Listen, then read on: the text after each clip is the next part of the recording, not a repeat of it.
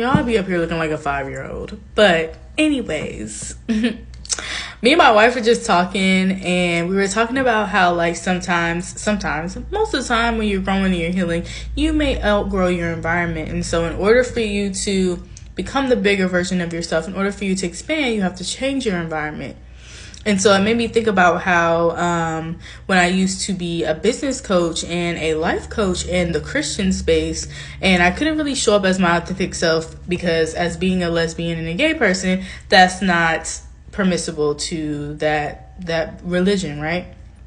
So I'd find myself having to hide myself, to minimize myself, to not share the fullness of who I am in those spaces because I knew that I wasn't going to be accepted. So how would I get Christian clients if I told them that I was gay? To me, 2 + 2 was not 4.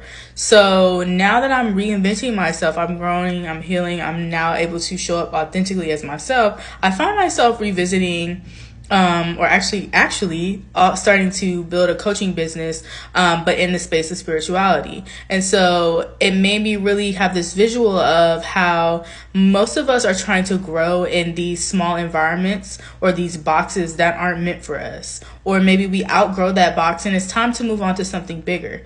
So if you're in a situation where you feel like you've grown to your fullest capacity, but you're scared because you don't know what the future looks like, you have to remove yourself from that environment to get to the best version of yourself. So for example, the walls of Christianity confined me. I couldn't be my full self. But now that I've broken out of the box and I'm in spirituality, I'm able to exist as my full self.